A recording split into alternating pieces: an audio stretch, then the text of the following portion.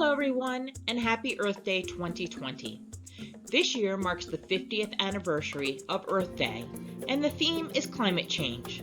This year, more than any other year, there is clear evidence that we are part of a global society, which is why we selected to explore the United Nations Climate Change Challenge Badge in recognition of this special day and anniversary. This Climate Change Challenge Badge was developed through a partnership between the United Nations agencies, WAGs, which is the World Association of Girl Guides and Girl Scouts, and other organizations.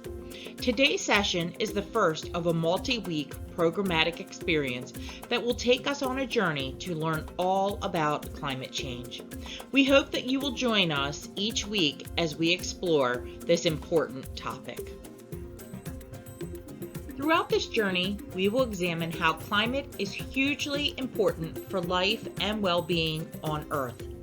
From being able to enjoy nice weather and spending time outdoors, to depending on it for crops and food, we all rely on the planet's climate in a variety of ways. The Earth's natural laws and physical processes regulate climate in a way that makes it habitable and supportive of human, animal, and plant life. Thanks to this, we are able to stay healthy, enjoy beautiful landscapes, and have wondrous neighbors of animals, plants, insects, and other living organisms we can marvel at. However, our climate is changing, and this is largely because of us. While the Earth's climate has changed naturally over very long periods of time, humans are causing the climate to change through our intensive use of polluting energy sources, deforestation, and other interventions. We are already seeing the effects of climate change. Temperatures are rising, glaciers melting, and sea levels are rising. The changes include an increase in extreme weather events such as droughts, cyclones, and flooding, putting populations at risk, damaging agriculture and people's livelihoods, and threatening many plants and animal species with extinction. Our ecosystems are complex and interdependent. If one species disappears, many others could be affected. Climate change may cause all sorts of unexpected alterations and disruptions to this delicate balance. The good news is that there is a lot that can be done to tackle climate change. From changing daily habits to spreading awareness, every one of us has the power to make a difference. We hope this challenge badge will help you better understand why climate change matters and motivate you to take action and become positive drivers of change in your communities and within international arenas. To complete this program and be eligible for the badge, you will need to complete one compulsory activity and at least one additional activity from each of the 5 sections of this program. The program team will be working with you via different formats over the course of the next 5 weeks to complete this program. We have selected the compulsory and additional activities that we feel best fit our virtual platforms. You should, however, feel free to review the program materials on your own and create your own program if you so desire. Let's begin by learning the difference between weather and climate. Weather is fixed to a specific place and takes place within a fairly short time. For example, one day might be overcast and drizzly. Another day could be sunny with fluffy clouds. Rain, snow, wind, hurricanes, and tornadoes are all weather events. Weather scientists, called meteorologists, use weather models, observations, and knowledge to make predictions about the weather. So then what is climate? Climate refers to the generally prevailing weather conditions of a particular region throughout the year, averaged over a series of years. It is the big picture of temperatures, rainfall, wind, and other conditions over a longer period of time. We're talking 30 years or more. For example, it might be rainy in Phoenix, the capital of Arizona here in the United States of America, one week. But this city usually only gets about 18 centimeters of rain each year. So the climate for Phoenix is dry. Much of Egypt also has dry desert climate. Some regions of Brazil have a tropical climate, meaning it's warm and rains a lot. Climate can refer to a single city or a region or even a whole planet if we calculate average global temperatures or the average amount of rainfall globally. So, a little tip to help you remember is that climate helps you decide which clothes you need generally for where you live. Looking out the window and seeing the weather helps you decide which of those clothes to wear on that particular day. Today we are going to focus on the first of our 5 programmatic areas, entitled Climate is Life. We will explore how climate relates to food, health, biodiversity, and fun. Starting with climate and food, a sandwich or a bowl of cereal might seem like a simple meal or snack, but when you think about it, a lot goes into producing those ingredients. One of those factors is a supportive climate to grow crops and raise livestock. For instance, if the climate is too dry, certain crops could not get the amount of water they need, and it is impossible to grow them. Farmers around the world earn a living from their crops and their livestock.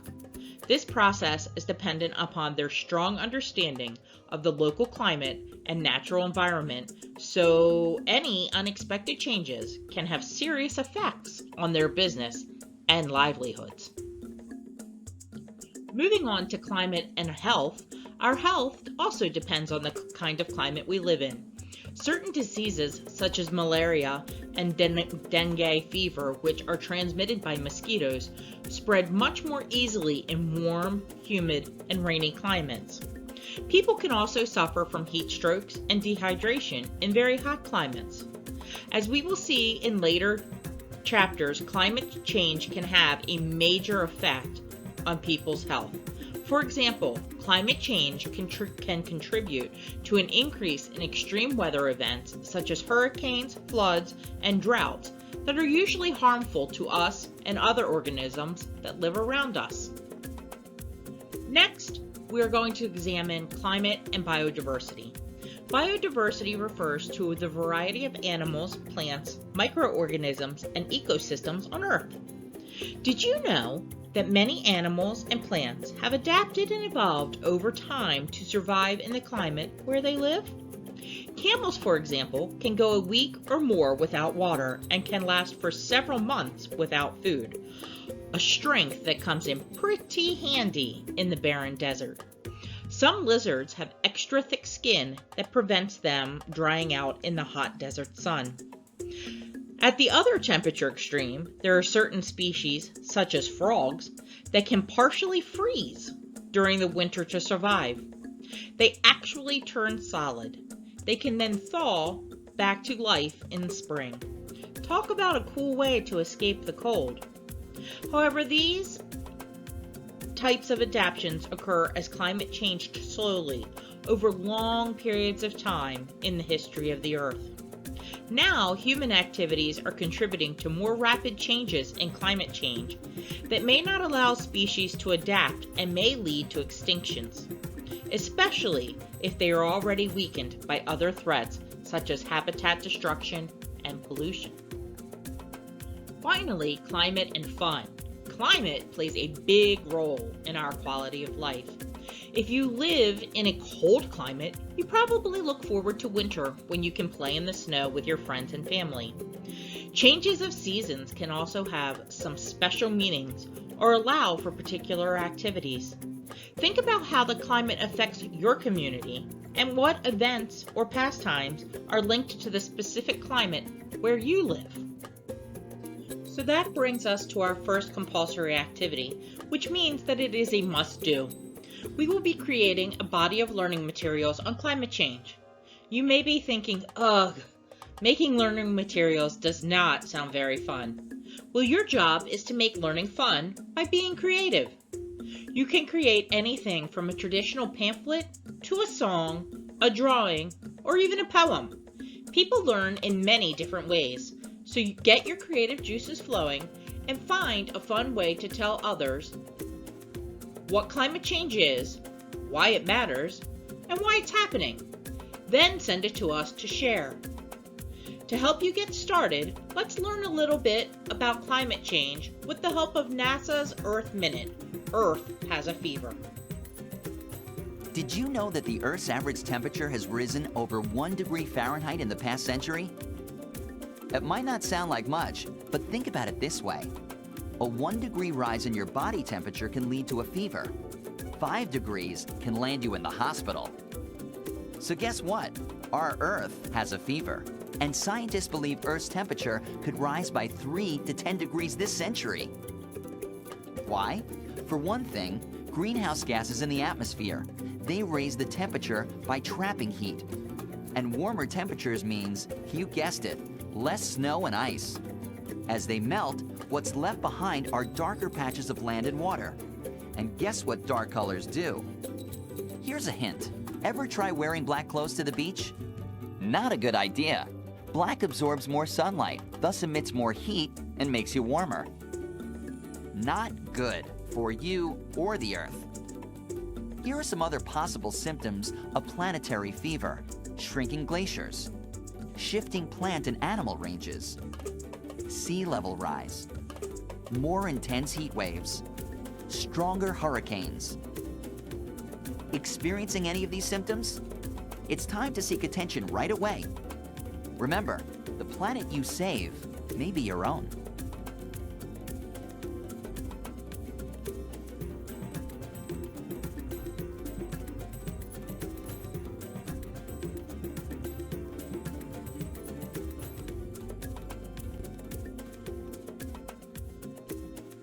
So let's move to our first elective activity, which is going to focus on animal adaptations. But before I discuss the project that you are going to complete, here's our friend Box Turtle with a little bit more information on animal adaptations. Hey everybody, Box Turtle here, back at the Girl Scouts of Central Maryland's Caitlin Dunbar Nature Center.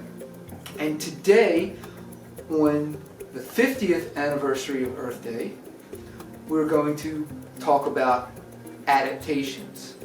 What exactly is an adaptation? Well, an adaptation is something that, what is an adaptation? This is kind of tough to explain. It's a form or a shape or an ability that an animal has evolved into in order to survive. I think that's a good definition. And a lot of these things have to do with form and function and giving that animal its niche in the ecosystem where it can survive at a different time or a little better than something else can, and that gives it the ability to hang on. So we're going to go over some of the animals that we've already talked about in our previous videos, and we're going to really delve into the adaptation portions of them. Okay, so as I regularly do, we're going to start with turtles. And the biggest adaptation that a turtle has is its shell. And here's our much maligned turtle shell. Now, this is the shell of a snapping turtle. It worked as it dried out, so it's kind of cracked up. But you can see turtle shells come in all shapes and sizes. This is a snapping turtle. This is another snapping turtle, a little smaller snapping turtle. Here we have a North American wood turtle, top and bottom. Here we have a eastern mud turtle. Eastern mud turtle, this is a common small turtle here in Maryland. And you'll see another turtle shell to begin with. So we're going to start talking about, in our last video about turtles, we talked about how this shell isn't really a shell and how it's actually the body of the turtle. And so we're not going to really function on that part. We know it's its skeleton structure. But what we are going to function is that this skeleton, this part of the skeleton evolved to harden, much harder than most other animals. If humans were to do this, if our ribs were to fuse together like a turtle's does with the backbone and everything, we wouldn't be able to walk upright like we do. We literally couldn't bend and sway and balance the way we did, the way we take for granted, moving back and forth, just in normal walking or running. Or, God forbid, we'd have to bend over and pick up a pencil. If we were all hard like a turtle, we'd fall right on our face. But because the turtle walks this way, he was able to, this was able to evolve. And basically, probably the way this happened is the predecessor to a turtle, the harder their backs were, the more they survived. And it got to be to a point where that its survivability was depending on how hard this back got, and eventually the plastron, the chest area as well. Snapping turtles don't have a big chest. They only have a small plastron, or bottom of the shell, and it doesn't really protect their underside, but that's because they like to live in soft mud and they can dig down and just keep the back exposed. So other turtles, like the North American wood turtle, have a very long plastron, protects the entire bottom of the abdomen of the body, the entire bottom. So even within the adaptations, there are different adaptations. We're going to go over diamondback terrapin again, and this is Napper, one of our other diamondback terrapins. I think you met Diamond and I think you met Nipper. This is Napper, and basically I got Nipper and Napper at the same time, and Napper kind of sounded like Nipper, so Nipper bites me, that's how I got his name. So he got Napper because he came with Nipper. But both of these turtles were rescued from illegal collecting for food. And but this is Napper, and as you can see, very hard shell, the very hard shell that we've talked so much about, and this allows the turtle that if an animal comes up and grabs it, teeth don't penetrate. It's very hard. The turtle recedes in there and protects its head and its back, and all the necessary things are protected. That is an adaptation. But another adaptation that the diamondback terrapins have is for where they live. I mean, look at these feet. I'm going to try to get a close-up of these feet. I mean, these feet are amazingly webbed. Well, that is because they live in the Chesapeake Bay and in estuaries where there's water. And they need those webbed feet to be able to swim. So the webbing helps them to get where they want, helps them to get enough speed to catch the prey that they need to catch, and all like that. So very specific adaptations for where this turtle lives. And it's because of these adaptations that this turtle can live where it does. Okay? Then we're going to look at my favorite. No, not kidding. They're all my favorite. The box turtle. Right? So this is our young box turtle again, and he has developed in a different way from the diamondback terrapin because he is a land turtle. So land turtles tend to have a higher domed shell, which is an adaptation for them, because that land animals that grab a land turtle it's harder for them to exert pressure on a higher domed shell. The higher domed shell actually keeps that shell from cracking when it's when an animal has it in its mouth. But the biggest adaptation to a box turtle shell is this hinge in its plastron right here. That gives the box turtle the ability to, sorry guys, get in here, close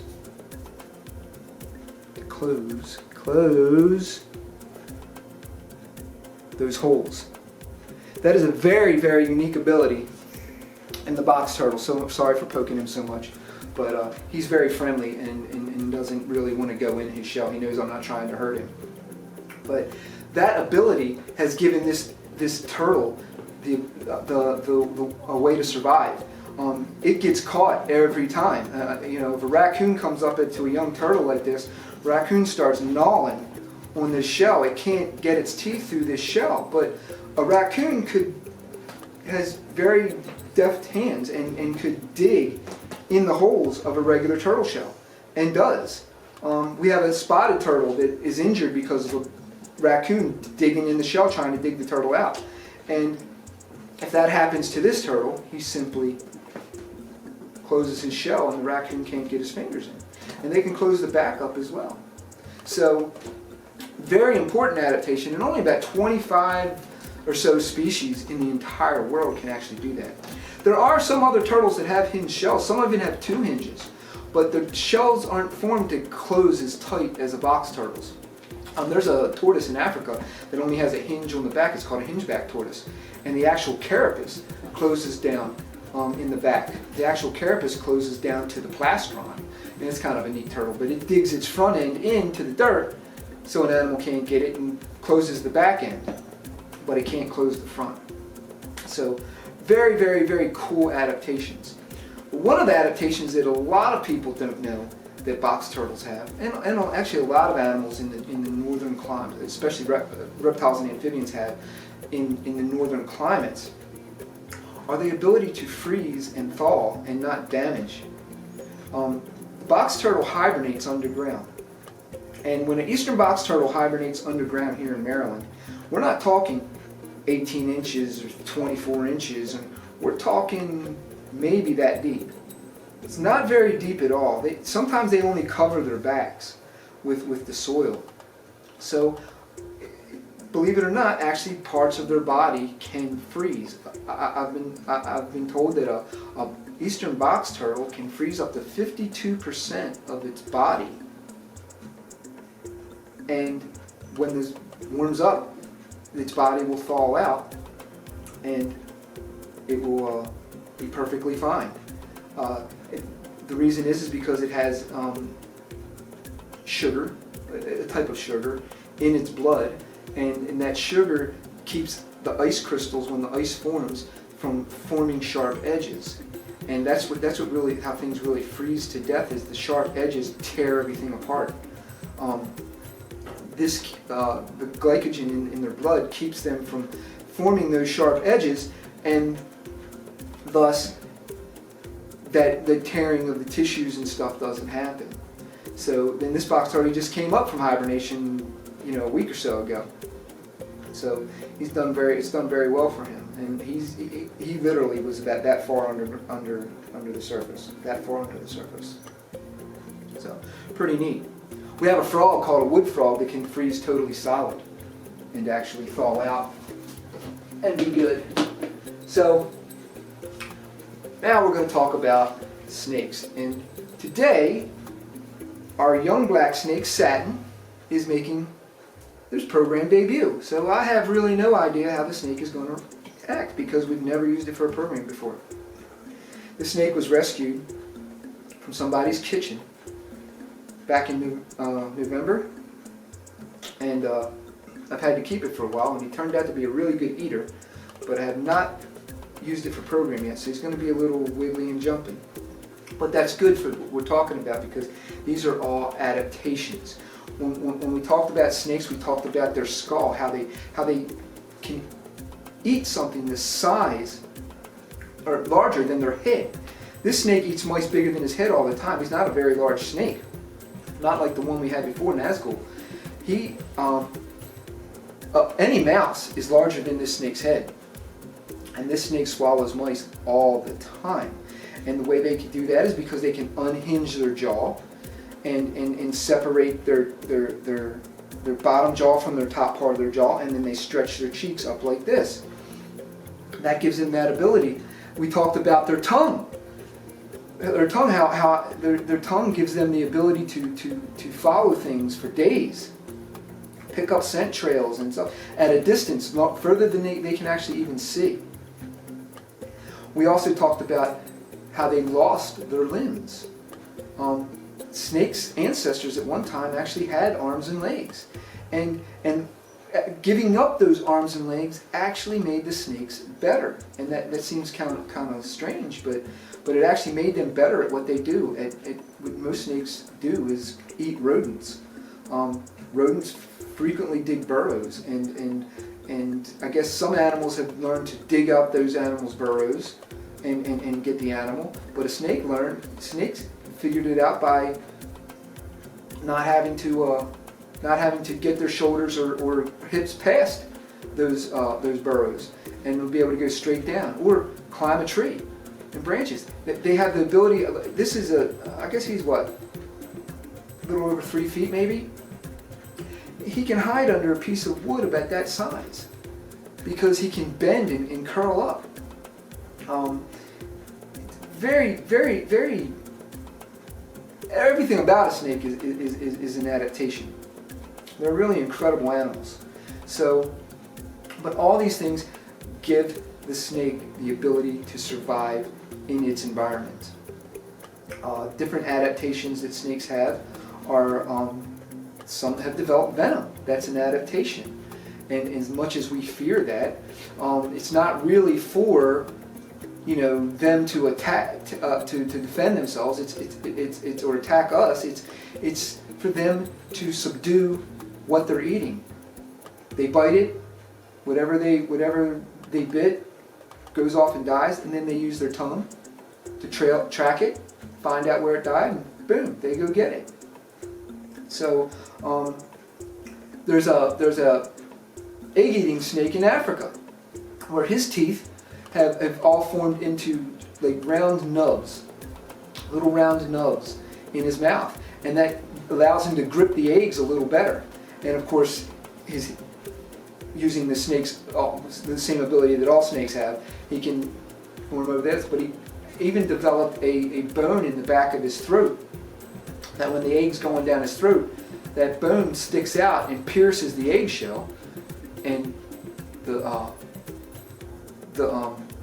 yolk and everything just slides down into the snake's throat, and the snake actually regurgitates the shell. Doesn't even have to swallow the shell part. So, really, really cool animals. Adaptations are all over the place. So I'll put him back real quick.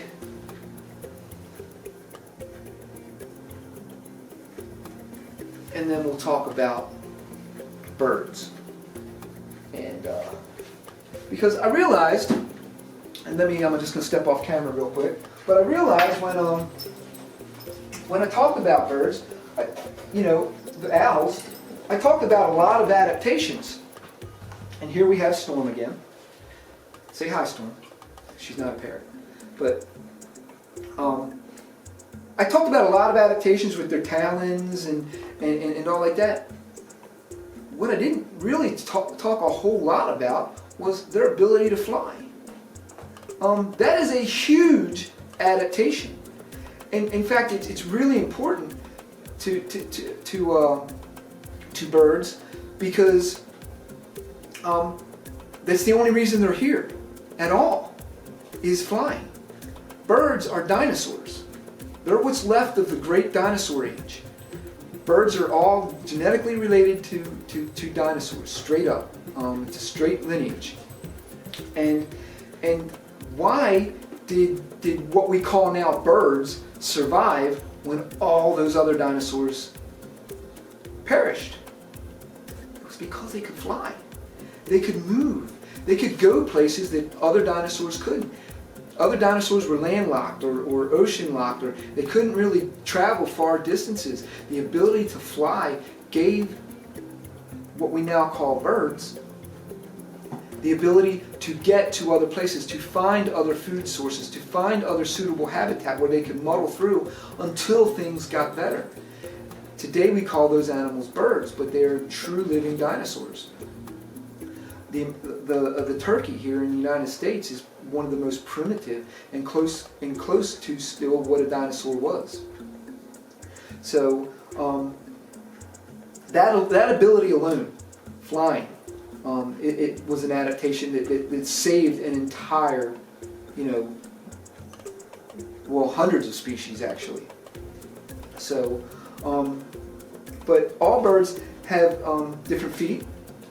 A duck will have webbed feet to be able to swim. It gives it the ability to swim, a duck or a goose.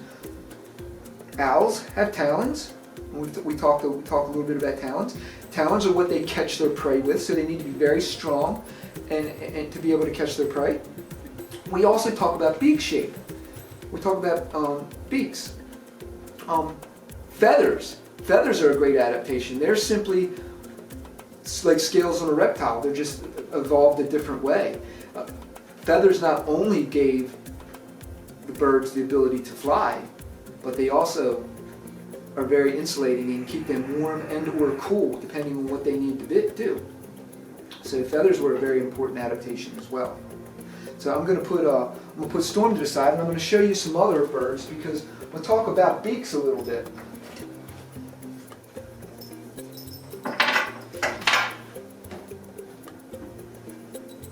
And we'll use some models here to talk about beaks.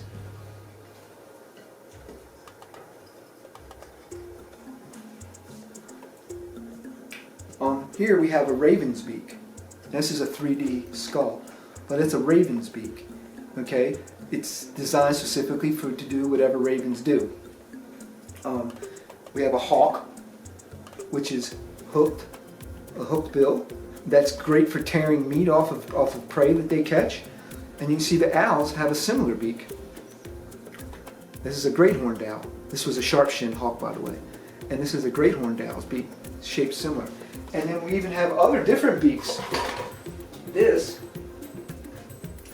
is the skull of a heron. This was given to me by the Department of Natural Resources. And you can see that long, thin beak gives him the ability to catch fish. And you know, on an owl, this wouldn't work. You know, that owl would go extinct. So, because he wouldn't be able to fit in.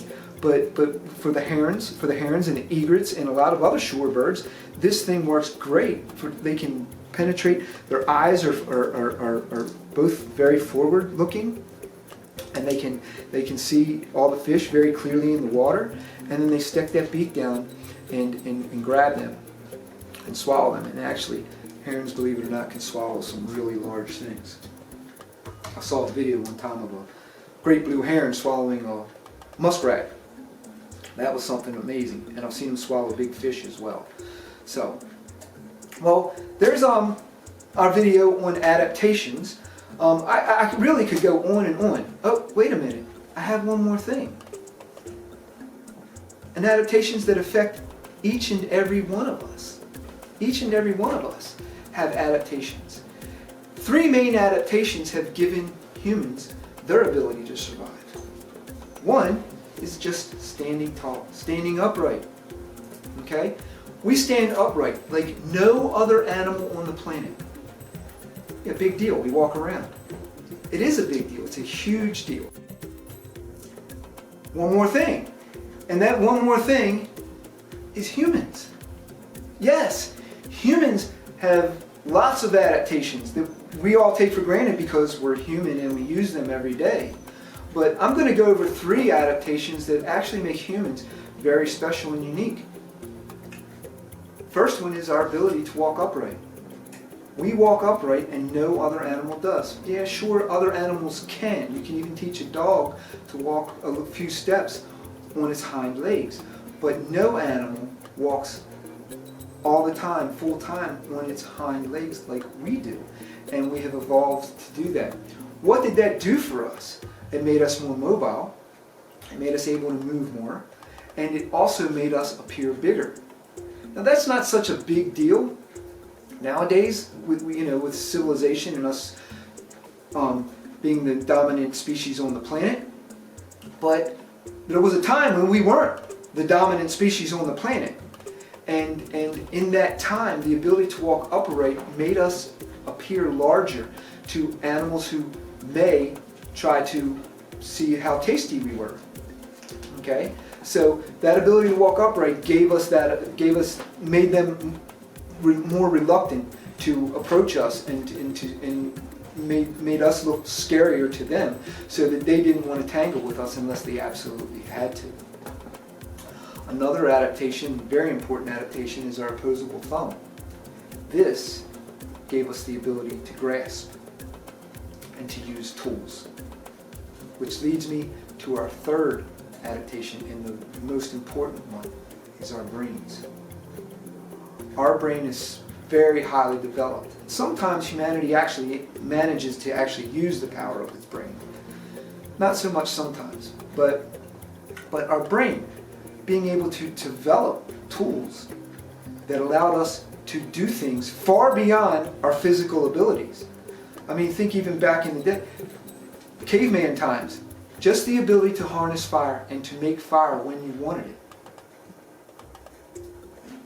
We thought that. Say, primitive man looked at fire at some point, some natural fire, and said, what if I could do that? Saw what it did, started cooking food, all these things. And then it led to weapons to protect himself and weapons to hunt, where he could take down larger animals than himself. All that was the power of the brain. And now, today's accomplishments boggle the mind sometimes.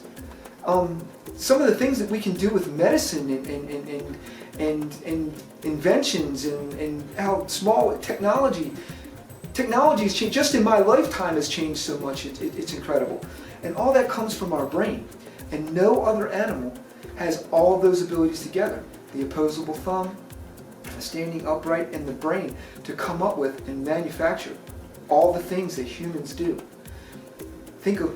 It just boggles the mind sometimes if you just sit back and think of what we can do. We really can, if we put our minds to it, accomplish anything. And that, in and of itself, is an adaptation that humans have.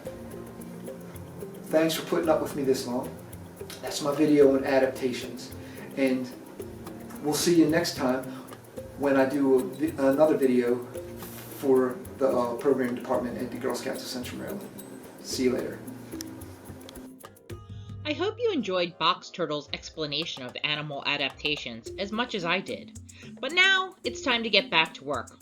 Well, it's not really work.